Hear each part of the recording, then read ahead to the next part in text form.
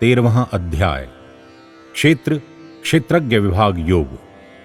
हे अर्जुन, सगुण साकार के बाद अब मैं तुझसे निर्गुण निराकार के विषय में विस्तार से कहूंगा। अर्जुन, यह जो शरीर है क्षेत्र नाम से जाना जाता है, और जो इस शरीर को जानता है ज्ञानी लोग उसको क्षेत्रज्ञ नाम से जानते हैं।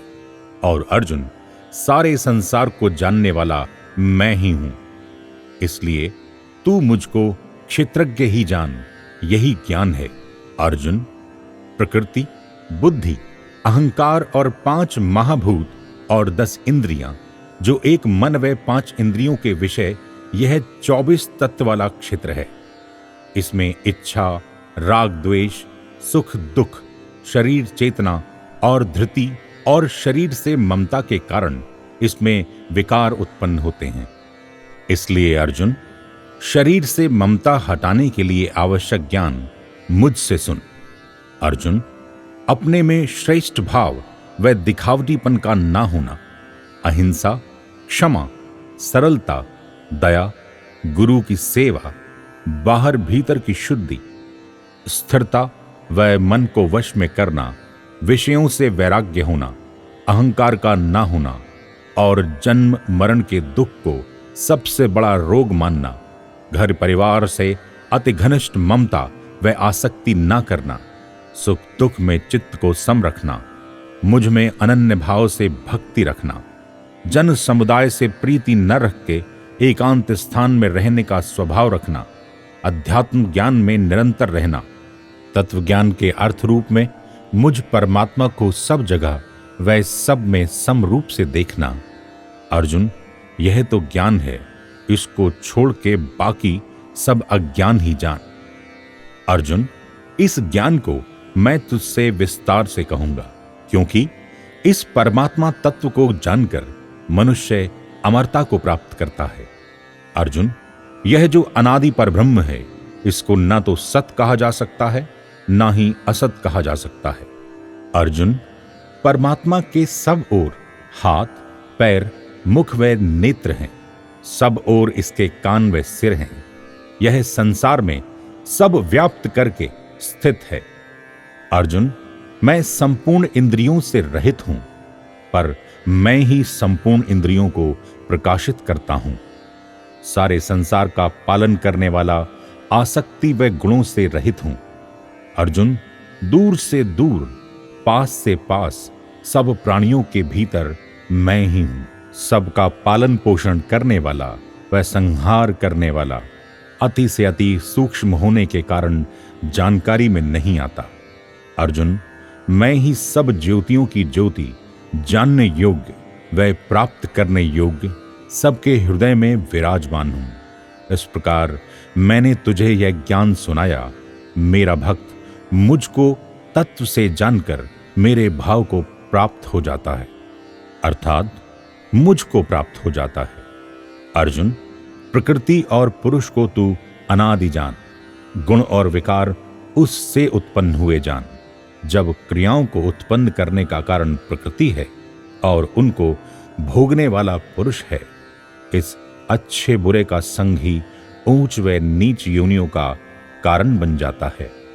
अर्जुन, यह पुरुष इस शरीर से संबंध रखने के कारण सुख दुख भोगता है, परंतु परम पुरुष परमात्मा इस शरीर में रहते हुए भी इन संबंधों से रहित है।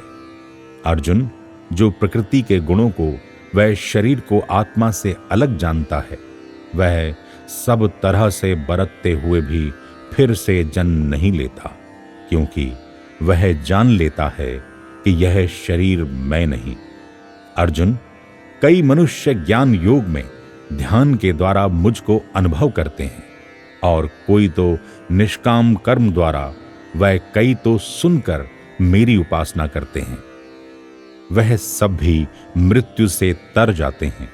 इस सारे संसार में जो भी प्राणी जल के, आकाश के, धरती के जीव जंतु व पेड़ पौधे, मनुष्य, इन सब को क्षेत्र व क्षेत्रज्ञ के संयोग से उत्पन्न जान। और जो इस नाशवान संसार में नष्ट होते प्राणियों में मुझ परमात्मा को नष्ट न होने वाला समरूप से मुझको देखता है। ऐसा समरूप देखने वाला समता में स्थित ही परम गति को प्राप्त होता है। अर्जुन, ऐसा साधक सब क्रियाओं को उत्पन्न करने का कारण प्रकृति को जानता है और अपने आप को अकेला मानता है और सब ओर प्रकृति के विस्तार को ही देखता है, और इस शरीर में रहते हुए भी वह शरीर से लिप्त नहीं होता। ऐसा साधक उस काल में ब्रह्मा को प्राप्त होता है। अर्जुन, जैसे सब ओर आकाश है पर वह किसी से लिप्त नहीं है, उसके अंतर्गत ही वायु, जल, अग्नि, पृथ्वी हैं, परंतु आकाश किसी से भी लिप्त नहीं होता है। इसी तरह यह आत्मा सब जगह, सब समय, सब में परिपूर्ण है, पर फिर भी किसी से लिप्त नहीं है। अर्जुन, जिस तरह एक सूर्य सारे संसार को प्रकाशित करता है, इसी प्रकार क्षेत्रज्ञ यानी आत्मा के द्वारा ही सब प्रकाशित होते हैं। अर्जुन, जो साधक ज्ञान रूपी नेत्रों से क्षेत्र व क्षेत्रज्ञ के विभाग को अलग अलग जानते हैं, वह ही मुझ परमात्मा के परम भाव को जान पाते हैं, क्योंकि उनकी दृष्टि में मुझ चिन्मय परमात्मा के सिवाय कुछ और है ही नहीं। इसलिए वह मुझको जानकर मुझको ही प्राप्त हो जाते हैं। आवश्यक संदेश। जिस तरह तिल में तेल, लकड़ी में आग, दूध में मक्खन है ही, इसी तरह इस संसार में परमात्मा ही परमात्मा है, बल्कि यह सारा संसार परमात्मा का रूप ही है और सब में समान रूप से व्यापक है।